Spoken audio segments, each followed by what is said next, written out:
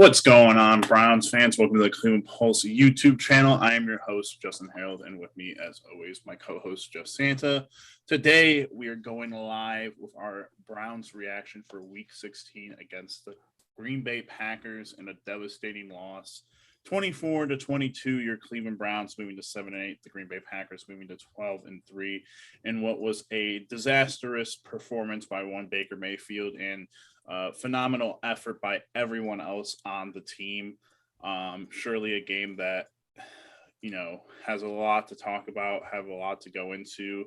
A game that we were surprisingly, in it somehow, regardless of the amount of turnovers we had, four total, but, 3 at half, just incredibly close and a tough one to lose. Jeff is currently doing all the technical work, so obviously going to give him some time, but just truly a game where we didn't really have, I came into it saying that we were going to win, but Jeff obviously thought that before in our prediction, we both had this chalked up as a loss, and then in our preview, he chalked it up as a loss, staying faithful to what he said earlier. And unfortunately, it is what it came out to.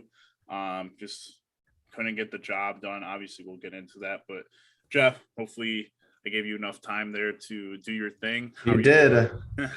I'm doing so good. I'm just so excited to I'm going to ask you, do you want to rant first or should I rant first? Because either way, it's cool. It's cool with me. Let me just I guess like my rant will be, it'll be less probably, I don't know, like critical. I think my rant is just going to be more of, I definitely don't want to be in this position that we are right now, where we're recording this or we're going live on Sunday. And, we're currently watching teams that we need to lose, which is, it's great. It's nice to watch Kansas City beat up on the Steelers and the Bengals beat up on a third string quarterback for the Ravens. But at the end of the day, when we talk about this game, there's only one person to talk about, because outside of everyone else, he was the one who, took us out of the game. Baker was awful, was really bad. No matter what people want to say online about, the flags, the uncalled calls, the, what if somehow, if you're going to be like, he threw 2 of those interceptions and they somehow were not bad passes, I'm not giving that to him this time. Complaining about the calls has been so annoying post game and today. Yeah, it shouldn't, Jeff, it's always that conversation of you shouldn't leave it up to the refs, right?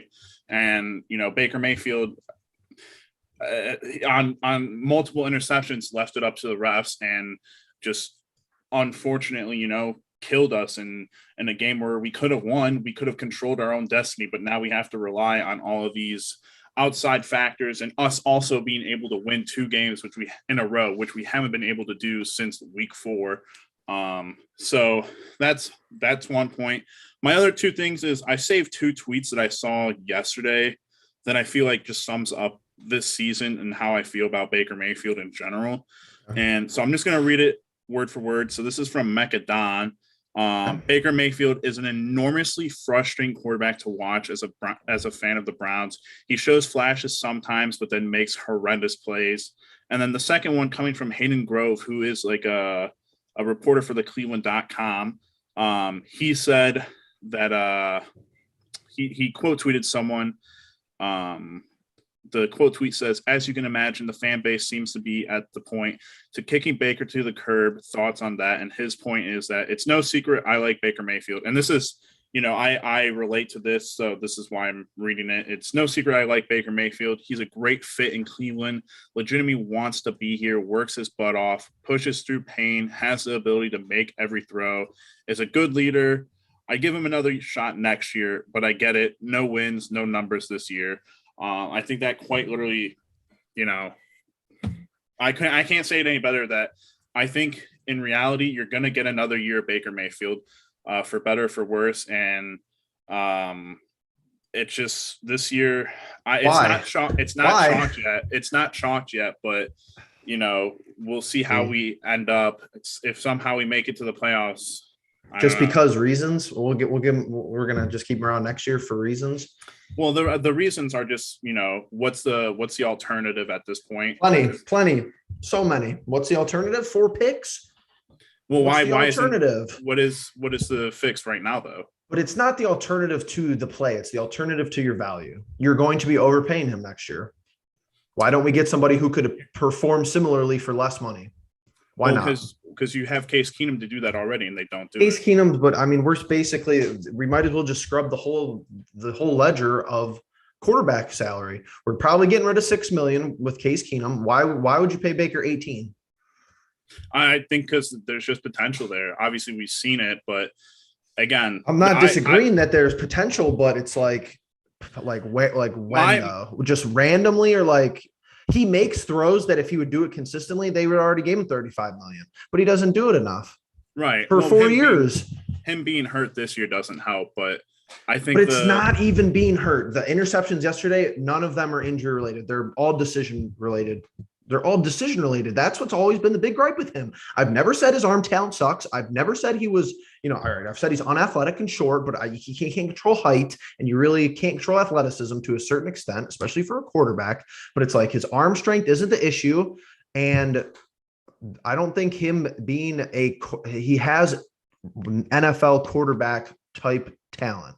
It's always been the decision making. What is the ball over the top into 2 safeties, penalty or not, or into the over the top safety? That was his only read. Higgins is open across the middle. Of course, it's not even the throws he misses, or it's not even the interceptions, but it's like the reads he misses. He really should have had 5 interceptions yesterday. I think Darnell Savage dropped one that was right in his hands, very similar to a couple weeks ago. But now here's the thing, and I'm going to try to stay on topic, but it's going to be difficult. And I'll bring up a tweet too. I feel like the Baker Mayfield is the topic at this point. I mean, let's get. How about we get the easy things out of the way? The defense somehow managed to play really well against, outside of covering Davante Adams, having questionable players on Davante Adams, and not just having Denzel shadow him the entire game. But I'm not getting that either. Whoever's making that decision. Outside of that, the defense played pretty well. I mean, holding Very the Green good. Bay Packers to 24 points, and Aaron Rodgers to only 202 yards. I mean, fantastic job by the defense. The Browns offense outside of Baker Mayfield was also great. I feel like the running backs were phenomenal. I think that's the one conversation that we probably need to have is the final drive. Obviously, Baker Mayfield throwing an interception is the absolute killer, but I think a lot of people questioning why we didn't run the ball with 3 full timeouts and other such reasoning. But outside of that, the players did great on the offensive side. Higgins had a resurgence. I think, he played really well yesterday. That was it might have been his best game all year long, but it's just Easily. like, why isn't he always out there like that? I just feel like, I don't know. He's in the doghouse because he liked OBJ. Yeah. So that's that. But I'm sorry, I didn't mean to cut you off. No, you're good. You're good. I just thought that I think the biggest conversation here, and oh Jesus, Jeff, I completely forgot that we were live, so we do have to go to chat. We got to go to chat really quickly. Do you mind holding off on your comment? No, I'm looking for something because for the defensive point, and I can't find it, and I'm sure Next Gen Stats might have it, but I'm looking for Green Bay's average starting field position because our defense actually played exceptionally well based on that number, because I think we gave them the ball on 40, 50-yard fields at least twice, I think. So the defense played well. You're not lying. Yeah. All right. We're going to head over to the chat really quickly while Jeff also, gets his stuff. So we're going to start with Turner. Baker needs a wide receiver. Turner I think he needs to play better is what needs to happen. The Joker, one of our fan favorites, turned me into Bogans Christmas. Yeah, very, very unfortunate givings for Christmas Day. The Cavs are playing right now. They're doing really well. Unfortunately, we had to stop watching in order to do this. But yeah, we're kind of awkwardly live right now. Right. Mike Baker midfield. Even yesterday wasn't mid. He was way below mid. Zachary Hunter, you know why I'm here. Menace. Zach better calm down. He might catch the next moderator if he keeps that up. Love it. Going back to the Joker, Baker don't need wide receivers. He needs to go sell car insurance. Joker's pissed off. Yeah, I mean, but why wouldn't, like, even I'm pissed off, and I'm a Baker defender. Like, I can't at this point, I can't argue anything for him this year. Like, it's just the matter of the fact. I'm looking at everything, and it's just, even if you want to give him the argument of injuries, he still made the decision to play the whole season. And if he's going to play as poorly as he does, then he has to get criticized. Going back to Turner, Browns need to sign Baker to $40 million. That's a Steelers fan for sure in here. That's one of Jeff's old roommates, if I'm not mistaken. No, he went to Ed's though. No, he's a Browns fan. Right. Going back to Zach. He's just a troll. He's just a troll. Yeah. Well, I mean, when you play like that and we're talking about Baker, why not? Zach, going back to so glad we didn't trade for Rodgers. Would have hated to win the Super Bowl. Was that ever a realistic possibility, even if the San Francisco 49ers couldn't do it with all the picks they had and Jimmy Garoppolo we made a video about it. Yeah, so Zachary, or even make the playoffs. Still a chance for that, but slim, very slim. God, you guys were going off while we were in here. My goodness. I'm so sorry that we missed all this trying to get to it right now. Mike says Nick Mullins season. I would just rather see Case Keenum. That'll always be my biggest thing with this season is, like, why didn't we see more of Case Keenum in certain times? Like, he should have come in the Cardinals game. He should have come in the Lions game.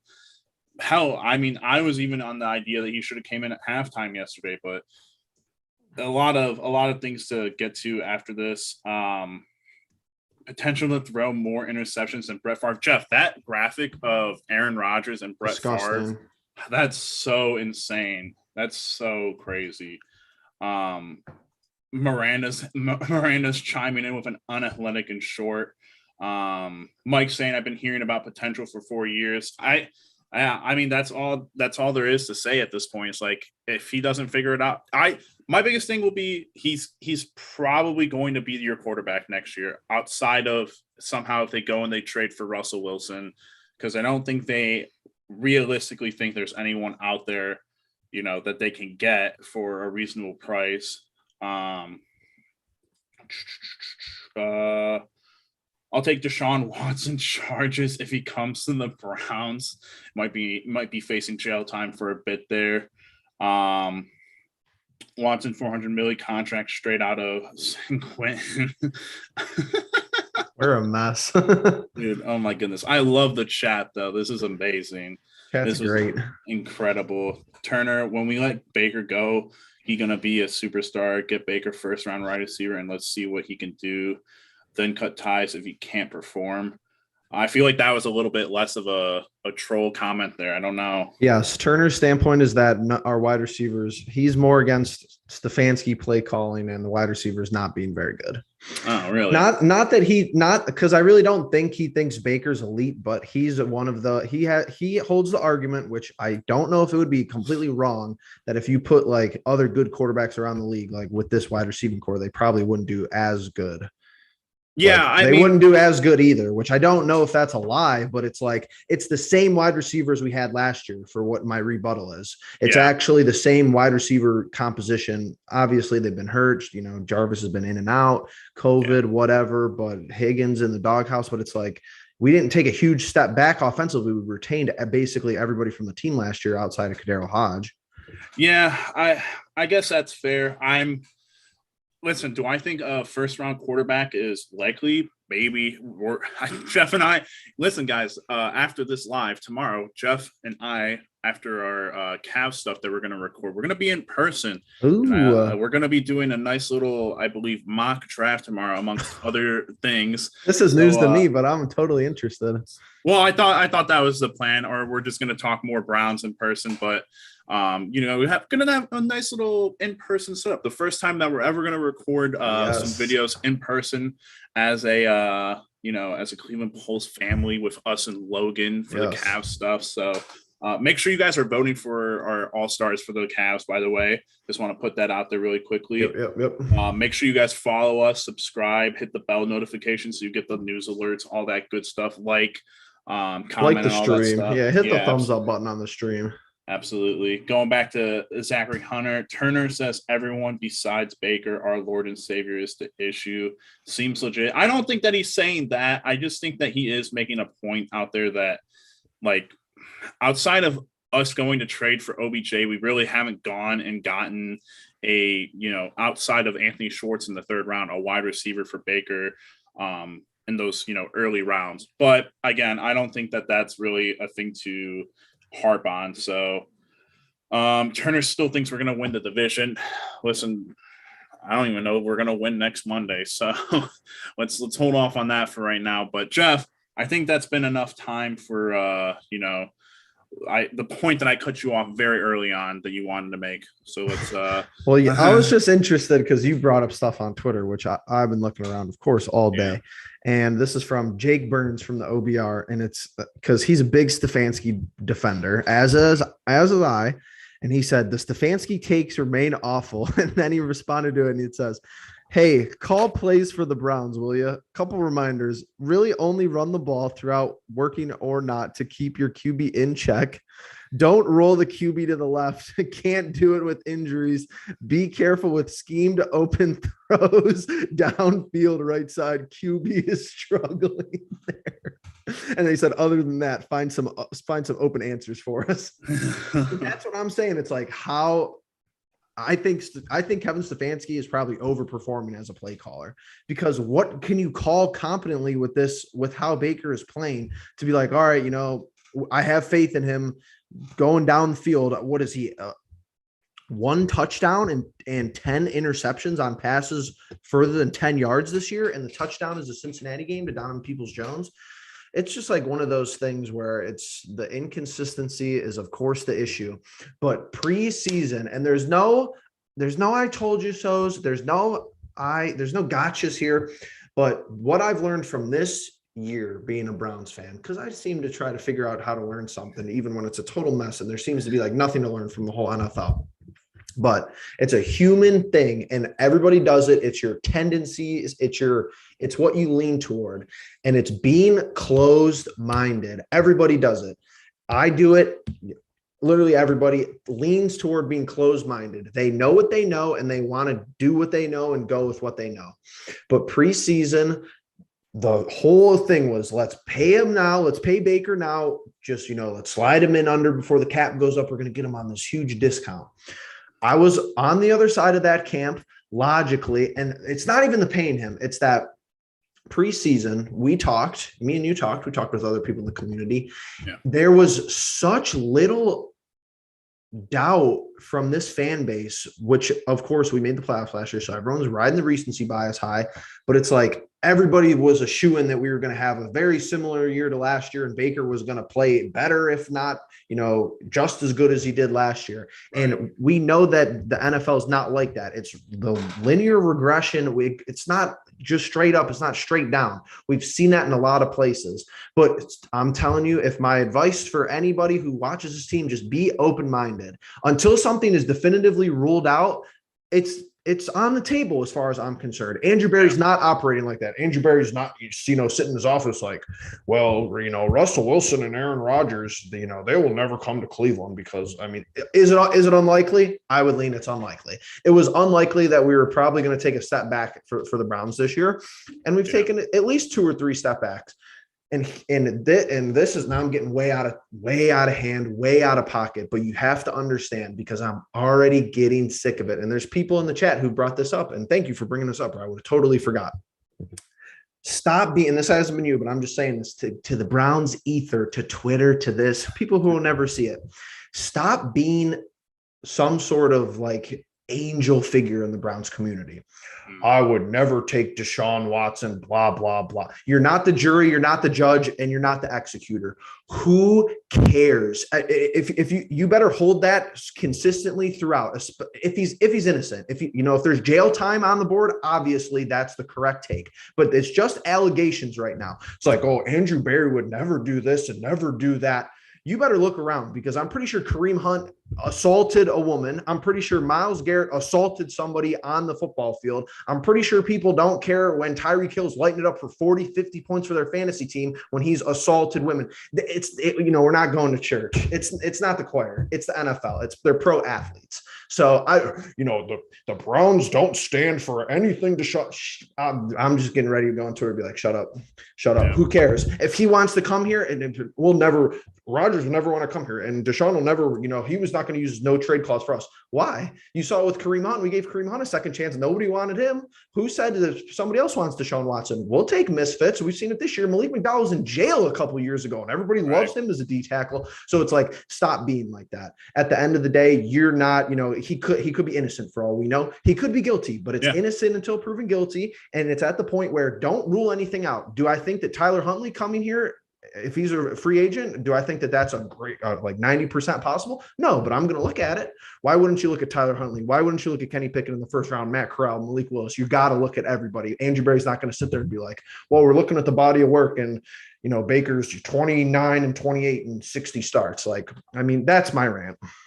Yeah, but I think, Jeff, all those points that you made are so fair. Like, they're so valid. They're all valid. I think, like, the way that we went from the preseason to, and I don't know why you're honestly being a nice guy, I think, is what's happening here. But I honestly I'm not. I just expected this, though. Like, from my standpoint, I expected this and other people didn't. So it's like unique situation. And I'm just saying that I think you're being like relatively nice about it in the terms that, like, you're not saying that you were right and I was wrong. Yeah. I was someone who thought Baker Mayfield was going to prove himself this season. He hasn't done that. He's done that. Was a logical take, though. It's not like that was not logical. Right. It's not like you're going crazy saying stuff off the wall. Like, me and you are going to be wrong, but it's like, you got to be open-minded when other people have a take that's like, because I'll tell you, and I think that's what me and you do exceptionally well, not for the self plug, but it's like, I'll tell you, go back and watch our Cavs preseason video. We thought JB Bickerstaff was going to be gone before the All-Star break. He just got a 5-year extension.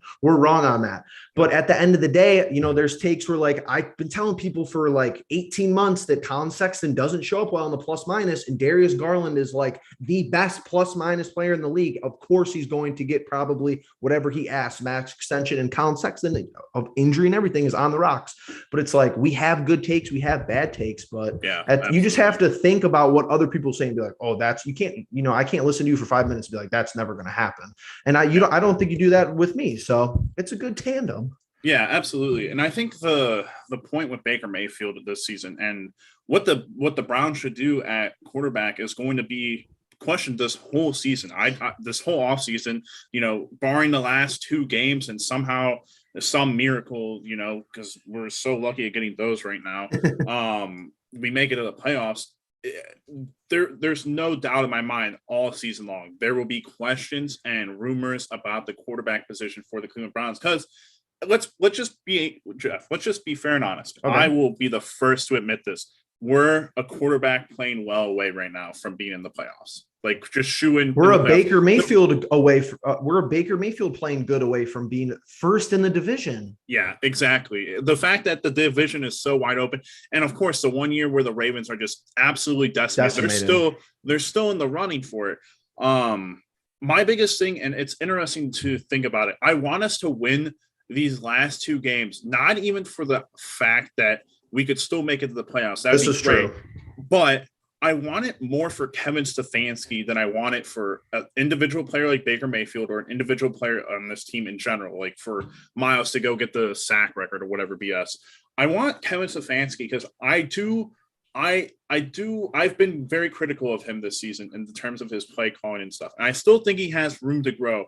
And I think that that's always okay to have room to grow. He goes from coach of the year, and yes, that's a great accomplishment, everything, but that's like a first-year fluke. He plays in a COVID season and coaches in a COVID season and wins coach of the year, and then he comes down a little bit to earth this season. I still think if he had a healthy quarterback or a good quarterback play this season, we're probably winning 2 or 3 more games than we have this year. And unfortunately, that's just not how it panned out. And I've been critical of Kevin, and I still think there are a lot of instances to go back and look at and be critical of. But more than anything, I want him to have that kind of Mike Tomlin-esque Yeah, you're going to need about 10 more years for that to happen, minimum. Well, in terms of the, never going under 500, Oh, for sure. I would very much like for him to end up being 9 and what is it, 7 this year, right? It would be 9 and the 9 and 8 this year. I would very much like for that to happen. We'll see how it pans out, but let me ask you, what do you think is more likely? Since we're just talking quarterback right now, what is more likely to happen? A trade for a quarterback or a first round pick for a quarterback for the Browns? A non-trade acquisition, whether it be signing or draft. And here's the thing, because do you have names for free agency wise? I think Teddy Bridgewater is the only quarterback that I know off the rip of my head. Yes, but that's what I'm saying. Tyler Huntley I think he's unrestricted though. So I think Baltimore has rights to offer him first. But the first round of this draft is awkwardly unique. And, I'm not trying to call people out in the community because, people have lives. I don't sit there and look at who's going to be in the first round every day. I follow it lightly though, from somebody who really doesn't follow college football outside of Ohio State, but I know who's going to go in the top 30 picks. And it's just blatantly obvious to me that if you don't know college football, just don't, or if not even college football, but if you don't know draft orders, or if you don't even look at some resources on mock drafts, just say it. Don't try to get in your quick little jabs oh, who are you going to get in the first round? And this is what I've been hearing in the past 24 hours. We're going to have to mortgage the future. I don't think people understand. There's not a quarterback going in the top 10 picks this year. At this moment, I could be wrong. GMs get super hyped up over pro days and, they're, all that stupid stuff. Zach Wilson. I don't think so. That are drafting in the top 10 right now. There are two. But who needs let's talk about it though. Who needs a quarterback though? That's in the top, that's near the top 10. No. Just in general, who needs a quarterback? The Giants said they're rolling with Daniel Jones. That's how thin it is. I think Denver's probably going to need a quarterback. I think Pittsburgh's might be looking at a quarterback. Right. I think Aaron Rodgers and Russell Wilson are bound to be on the move, 50-50 shot. If they don't win the Super Bowl, I'd say they probably move on. But it's right. New Orleans needs a quarterback, maybe. Yeah. So I'm just going from the bottom to the top in terms of the order right now. So the Lions, you can argue need a quarterback. Could they roll with Jared Goff? They're going to roll with Jared Goff. I think that's a possibility. The Jaguars and the Jaguars and the Jets just drafted their, they don't need a quarterback. Even Houston, Davis Mills beat Herbert today. The Texans don't even need a quarterback, in my opinion. Right. It's interesting for sure. I mean, Mike says the Panthers. Yes, he is correct.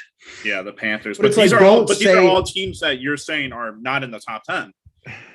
Exactly. But it's I've heard multiple people say we're going to have to mortgage our future to move up, but they don't understand my predictions right now, December 26th, long way away. I'm telling you, I think Kenny Pickett will be the first quarterback off the board. And I think if he's before pick 15, it will be very surprising to me right now. So it's what are you going to have to trade up? Falcons. We're at 15 right now. We're probably going to be at 15 or 14 or 16. So it's you might be able to get a guy you like in the first round, no movement, and then you trade up second round for a wide receiver or early second or late first. So let me ask you. So Jeff, with the draft, obviously the draft is the biggest unknown. You can get guys right. In the later parts of the rounds and, somehow they turn into Dak Prescott's, right. Russell Wilson's, whatever. However, right now, would you say that taking Kenny Pickett and not drafting, a position of need, wide receiver, D tackle, DN, depending on, guys stay, go, whatever. Yes. Are you very confident that picking that kid up, and I don't even think, do you think he would start right away? Yes. I think they would start him. But I'm not understanding the lack. So would you say that Baker would be gone, or do you think they'd still have? Gone. Okay. My least favorite scenario, which the scenario I'll stamp right now and say I would never want to sign up for this. I do not want competition. I don't. because if you get a new guy, or even whoever it is, if you get a new guy, so the biggest argument which I hear about the new guy is that he's going to have to come in and learn the offense. I agree with that point. I think that's probably your biggest question mark.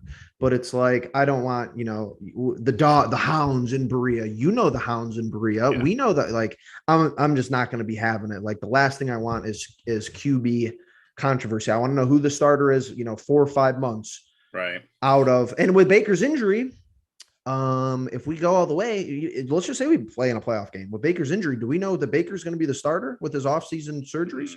Do we even know that if he was around? Right. Just say if he was around. Turner says New Orleans. I think New Orleans I would agree that New Orleans would be a good landing spot for Baker Mayfield for probably the best thing for his career. I think New Orleans, and I don't have it off the top of my head, they're too close to the cap. They have egregious contracts down there. How much are they paying Taysom Hill? They were all messed up this offseason. Bad. I don't think they have enough, because here's the issue now. Here's another issue, and I'm not hearing this at all. Like, where are the trades for Baker? Like, I haven't heard anybody talk about that, but people are going to have to probably sign. We're going to have to sign and trade them, or we're going to have to work out with a team like, hey, you're paying his $18 million 5th-year option next year, because I'd be on board for, and this is going to sound crazy. You want to hear me crazy off top recency bias. And I'll admit this is recency bias. Absolutely. I'm calling up Denver second. I'm calling up Seattle first. Or trying to get on the line with Russell Wilson and be like, hey, do you want to play in Northeast Ohio? If he says no, then he says no. Then we could be like, oh, Russell Wilson's not coming here. But he hasn't said no yet. Nobody said no because nobody's been asked. But let's just say that's not plausible. I'm calling up Denver and saying, hey, we got a trade package for you, Baker Mayfield and Jedrick Wills. For whatever they want. First rounder, and we'll take Jerry Jeudy off your hands. Picks and a wide receiver. We'll keep Bitonio at left. We'll keep Bitonio at left tackle. We'll have competition at left guard. We'll have Treader in the middle. We'll have Teller, and we'll have James Hudson on the right side. Yeah, I wonder. Oh man, we haven't even talked about Jedrick Wills, but I feel, the fact that Joel Bitonio has been playing the left tackle position, but that's interesting. We have good backups on the offensive line. We actually ran the ball competently this week.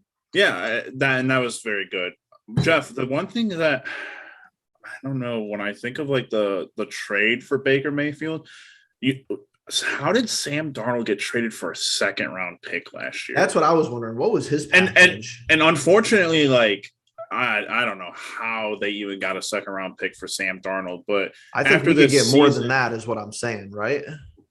But after he got injured, he's going to have to get surgery. I just don't know. I would hope that you would be able to get more, but again, like, it's going to be so interesting to see how Barry works this offseason, because in the end of the day, we know what's going to happen. The season's going to be over, no matter the outcome, because I don't think it's going to be positive.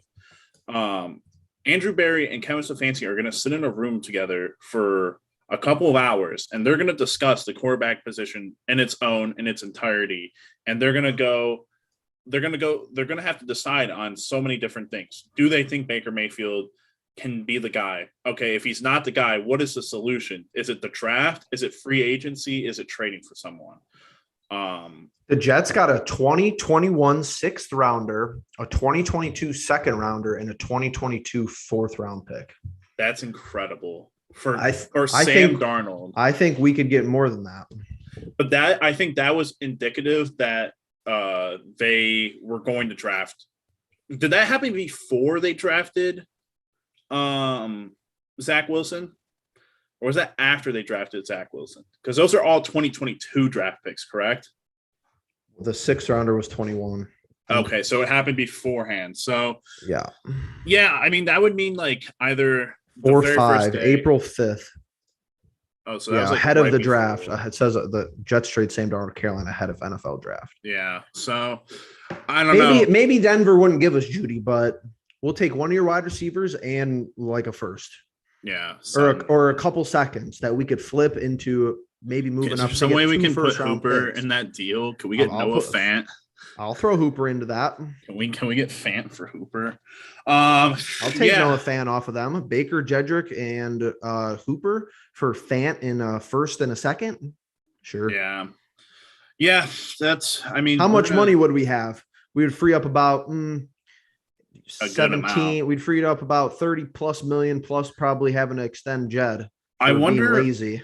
I just wonder what we haven't, and we're probably not going to get into free agency until the end of the season, but realistically, we'll have to take a good look at it because of all the money indications with, if Baker Mayfield plays on the last year of his deal, if a lot of other things happen, we let other pieces walk away, Denzel Ward re-signing and stuff like that. So there's definitely a lot to take into account.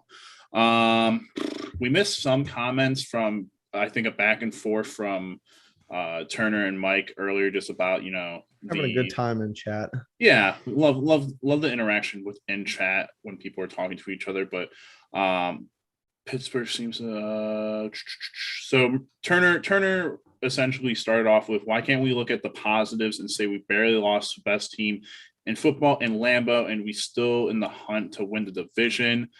Mike says, I agree, Turner, but I think it's because of two things. The season overall has been disappointing. It's all focused on the negative, and the QB play was so bad, it's taking over the spotlight. And that's just straight up what the season is. If your quarterback plays better, there are 2 to 3 games that you win, and you're not having this whole Kansas City needs to beat all of their opponents for the rest because they're playing AFC North, and the Rams need to beat the Bengals next week and this and that.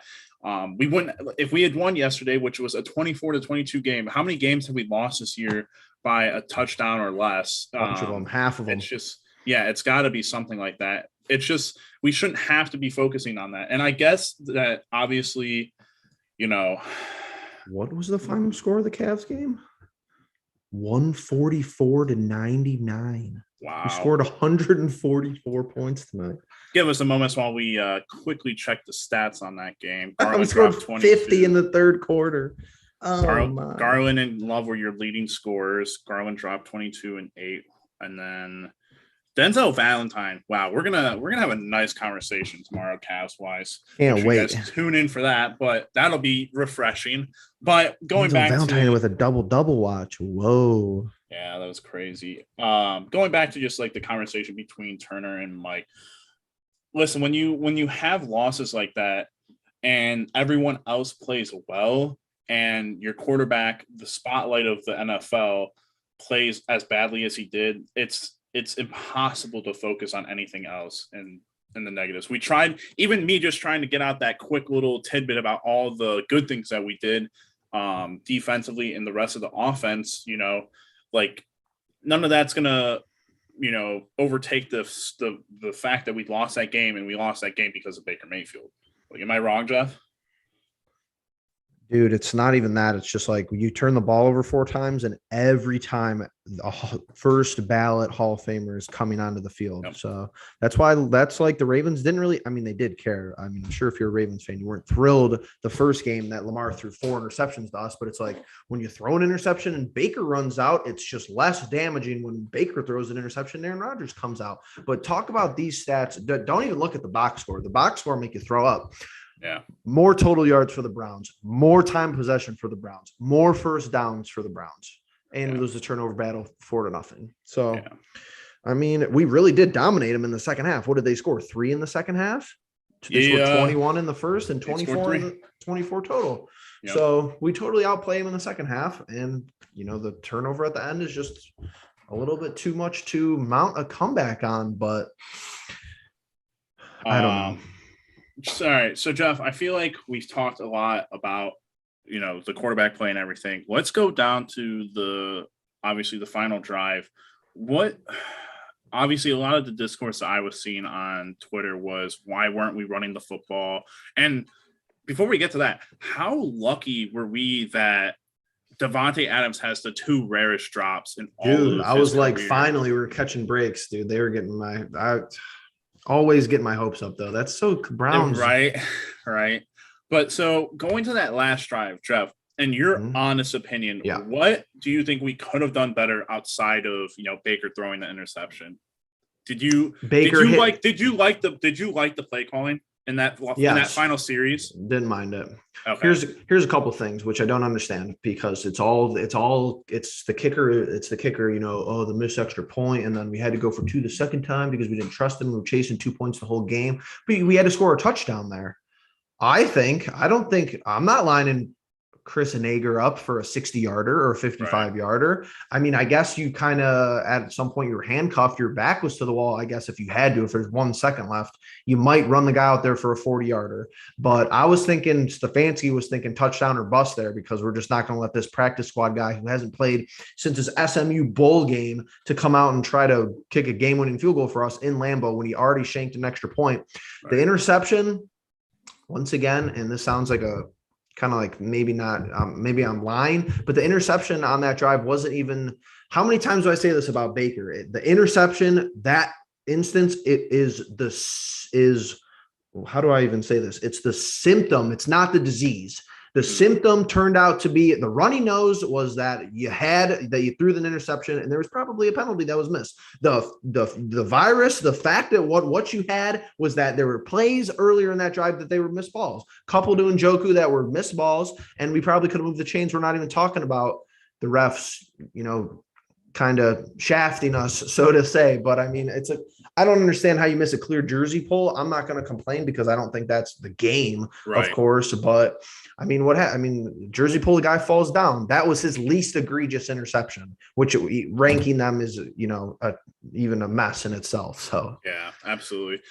I guess my biggest problem with the final drive is there was the one play where we ran we almost ran the entire play clock down. We got it in the middle of the field, so the clock's running, and we ran so much time off the clock. And I was thinking the same thing you were. I was thinking touchdown. So I'm thinking, why are we not calling a timeout, or why are we not hurrying up? And I was so confused, and I wanted to run the ball because I thought we were doing such a good job of it in the second half that I was like, all right, well, we have 3 timeouts. We somehow got into this position where we didn't have to burn a single timeout, something that we haven't really had in these situations towards the end. And I'm thinking, well, hell, why don't we just run the ball at least twice? Like, I just felt like, I don't know. With the timeouts, it was confusing just because we're averaging about 8 yards a carry at least. And I know you don't, I know you did the whole don't look at the box score thing, but I look at the stats and I'm just looking. Nick Chubb 17 for 126 and Dearness 4 for 58. Yep. That's 7.4 and 14.5 average. And I'm just thinking, like, come on, you got to run the ball at least once or twice. It's not the game. It's not the game, because the game is Baker Mayfield throwing 4 interceptions. And each time, Aaron Rodgers comes onto the field and scores. But it's touchdown. Like, what is Stefanski supposed to do for 65 yards in a 2-minute drill when we probably have to score a touchdown? He's going to run 2 or 3 times. There's no solution to him. Like, that's why, and I just have to dial it back, I think, because I think if you're not neutral on the play calling, like, you don't know if you're right. You don't, because we see Van Pelt call a run with, 3 yards and people wanted him to throw there, but it's like, if we run and it doesn't work, the NFL is too results based. Yeah. You could miss. You do if you're damn. Yes, but NBA is not like that. You could miss 15 shots and still make 8, and you take 22 shots. But if you miss on the last drive of the game, you could have a good play call on the ball. Like I said, how many times do I got to go through the variables that we have to go through to complete a pass are astronomical. We have to get a wide receiver open. We have to make an accurate throw. We have to catch the ball and come down with it inbounds. Like, it should be easy. Like I've been saying all year, it's a simple game, and it's just not that easy at points. Yeah, absolutely. Jeff, so one thing that I did see on Twitter, and obviously from what you're saying, it sounds like, I'm sure I know what your answer will be. People are on Twitter saying that in the offseason, a coaching move needs to happen. No. They think Alex Van Pelt needs to go, and there needs to be an offensive coordinator brought in. Oh, maybe. You think a maybe? I mean, I guess. I thought you meant like Stefanski gave up plays or Joe Woods goner, but no. Maybe. But who wants to come cook? I mean, with Stefanski's history, it's like, I don't think he's given up play calls. I don't think he should. I just feel as if I need – the problem with Alex Van Pelt is he's on the field. I don't think he has any, like, outside of him going and sitting down next to Baker Mayfield when he comes off the field, I don't know that Alex Van Pelt is really giving that much, look at, what's going on, what's being successful. Because whenever you watch other football games and you go and they pan to the offensive coordinator, they're always up in the booth. They're up in the booth. Well, but doesn't LaFleur call plays for Green Bay? Like, nobody cares about that. He's won the division 3 years in a row. It's results based. But this is why I'm not kidding. This is why people like me and you who actually think about stuff like this need to be in Berea and need to be in the press room, because from probably 5 or 6 weeks ago, I would ask Kevin Stefanski every day, hey, coach, what percent input to our offensive playbook does Alex Van Pelt have? Give me a number. Just give it to me, even if it's a lie. Even if he says, 80%, even if that's a lie.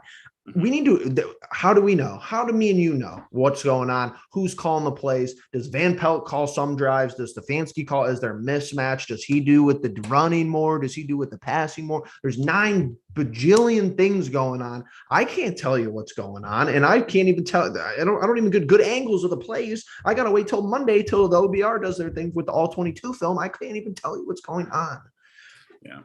Yeah. I mean, I just don't know. Like, when you think of offensive coordinators, like, it's not really a thing that you go out and you're like, all right, we need to absolutely do this. Cause you go and you look at Bill Belichick. Well, he's been rocking with Josh McDaniels as his OC for years. Right. And I'm sure he's defensive minded though. Yeah. Well, and that's the thing. I just don't know.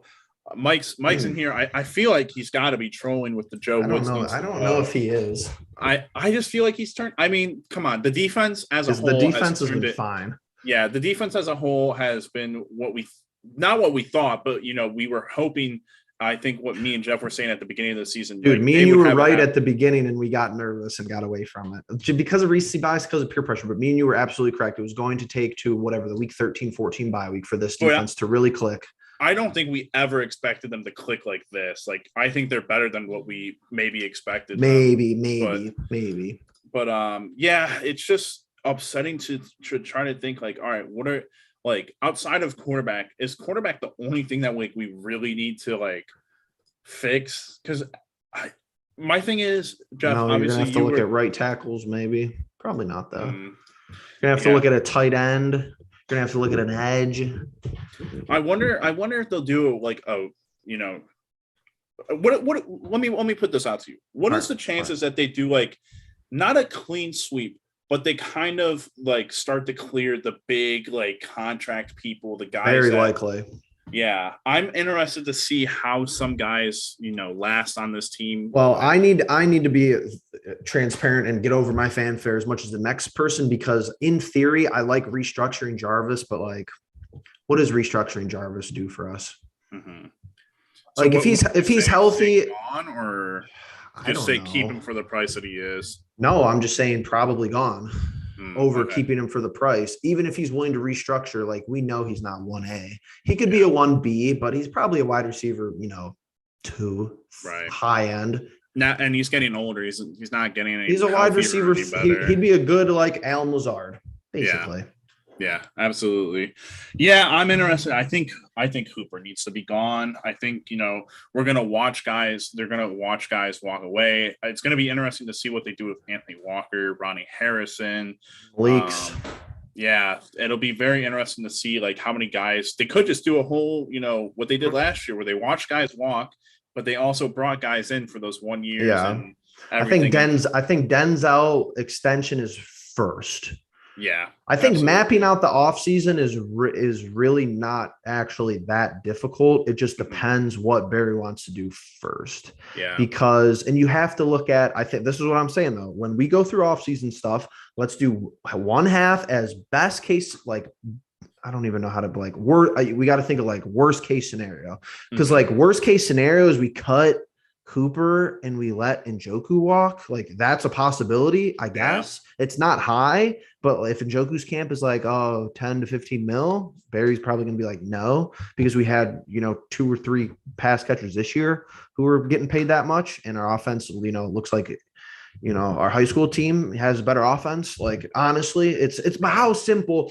And I'm not understanding back to the draft. I'm not understanding, who's going to come in and do better.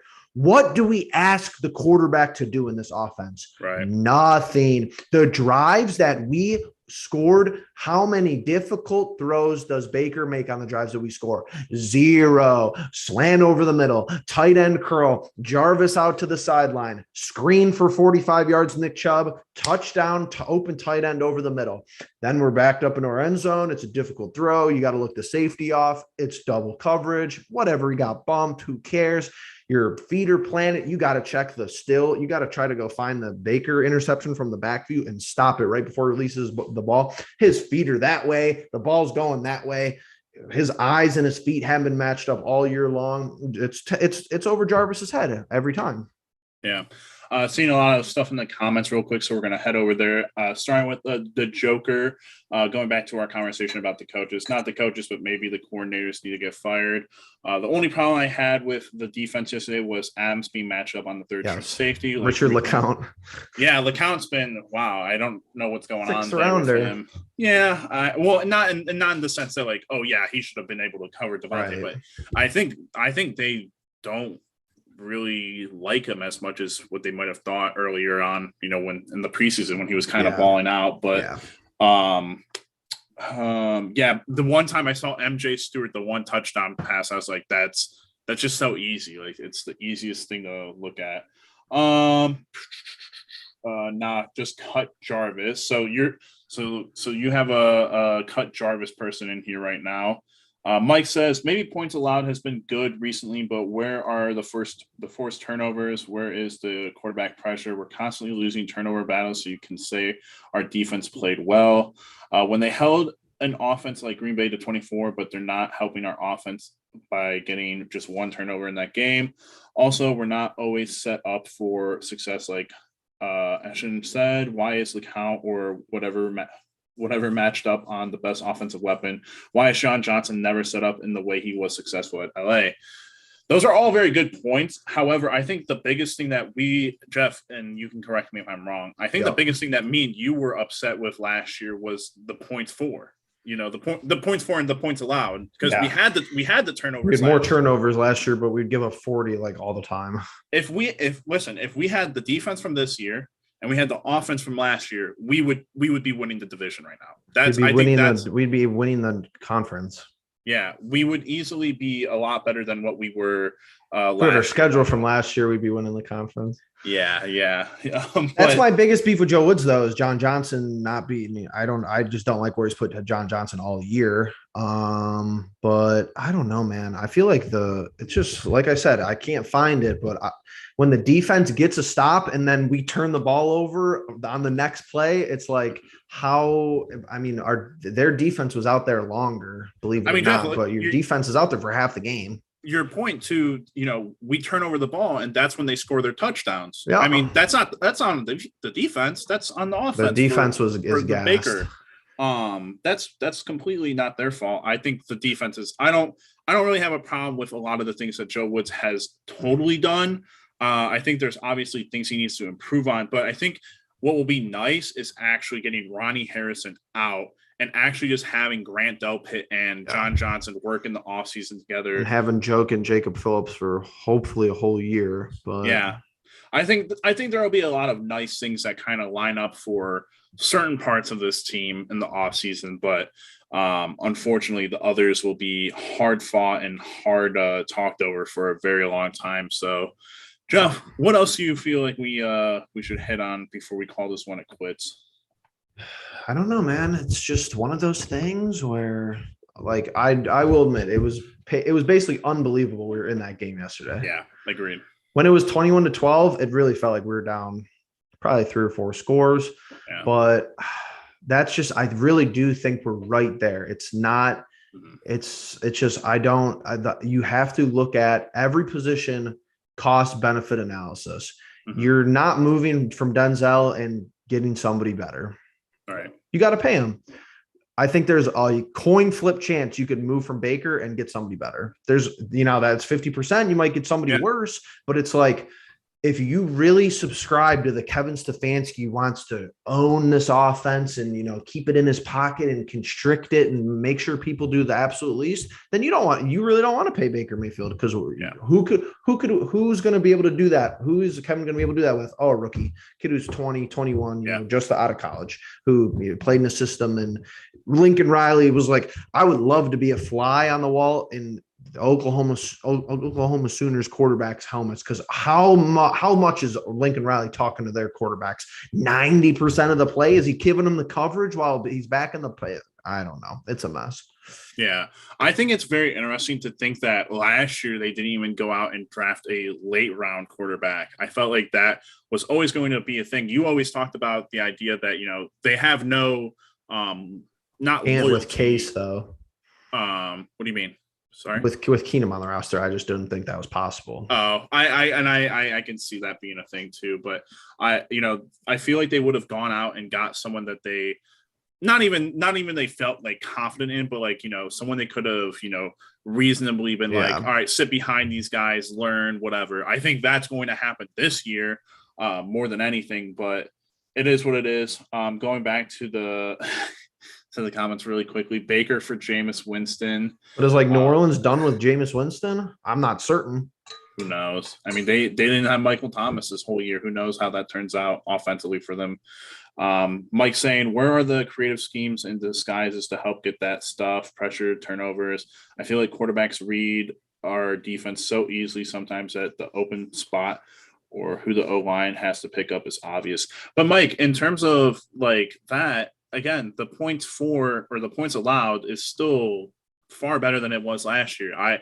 Wouldn't you rather have points allowed, be lower than I think Jeff, in reality, if we think about it, the offense is, if they, again, we said it all day long that they're a quarterback good play away from winning a lot more games than anything. They've allowed 17.4 points in 4 out of 6 divisional games. I think can't ask for anything more than that, really. Yeah, I get the wanting the turnovers, but you're not gonna. You saw the stat yesterday with Aaron Rodgers. He hasn't thrown more than 4 interceptions and 400 some passes. That's. I understand the. We have good turnovers in the division too. We have Lamar for 4. We have Burrow for 1. I don't know if Big Ben gave us 1, but I mean we have 5, 6 turnovers in the division. We're giving up less than 20 points on average. Jeff, Big's another one. Yeah, Scary Terry's getting bottled up tonight, sitting on my bench. Yikes. But here's the thing, though. Here's what I'll say. There's 0% part of my being that doesn't want Baker Mayfield and the Cleveland Browns to go out these last 2 games, win, and who knows? You really never know. Is it plausible? Don't think so. But in 6 weeks, could we be sitting here and saying Baker Mayfield has played the 4, 5 best games of his career and we're in the Super Bowl? You can't rule it out. It's very unplausible. But if we win these next 2 games and get help and get in, and I would love for him to play at his best capability. I really would. I just don't see it being, the majority of the time what's going to happen. Right. With that being said, the offseason definitely looks murky. I think you take what the offseason gives you. I don't think we're going to attract wide receivers regardless of who's the quarterback. And I think that you're probably going to need some help on the defensive line. And who knows? There's still 2 weeks of NFL football left regular season. Yeah. Mike just making the final point that I am happy with the points allowed, but when we're giving the other team extra possessions, we need our defense, aka the good part of this team, to bail us out. I get that, but at the same point, it's a tough ask. It's a tough ask, especially just yesterday. I feel more so than anything. And Jeff's right. I mean, we have these last 2 games. Somehow Baker has an agenda against the Bengals, but the biggest thing is we have a game Monday at home against the Steelers, which has potentially been Ben Roethlisberger's final game at home at Heinz Field that we have to win before we can ever get to the Bengals. We might have Kareem for that game too, which would be cool. We might have a couple of guys coming back. But of course, we're going to play Tomlin on prime time, of course. Yeah, so there's definitely a lot to digest. We've talked a lot, Jeff. Obviously, a lot that we had to vent out there, talk about, get out there, and all that. But as long as you're good, I'm going to call this one quits. Everyone at home, thank you for tuning in. 11 of you guys still in here. We're really happy that you guys tuned in. Make sure that you are subscribing, hitting the bell notification. We are going to have Jeff and I are going to be out Tuesday through Thursday, but we're going to actually have a really nice recording session tomorrow. So we're going to have stuff to upload throughout the week. It's going to be a great time. We're going to have a lot of Cavs stuff to talk about. The All-Star game is coming up. Make sure that you try to get some of our guys to the All-Star game. Darius Garland, Jared Allen, Evan Mobley. Make sure you're retweeting those things. And then obviously we're still going to be talking about the Browns. We're going to have Jeff and I are going to talk after this to see what we might talk about in person, do in person for those videos. But like I said, make sure you guys are subscribed, hitting the bell notification, leaving likes, leaving comments. And with that being said, we'll catch you in the next one. Peace.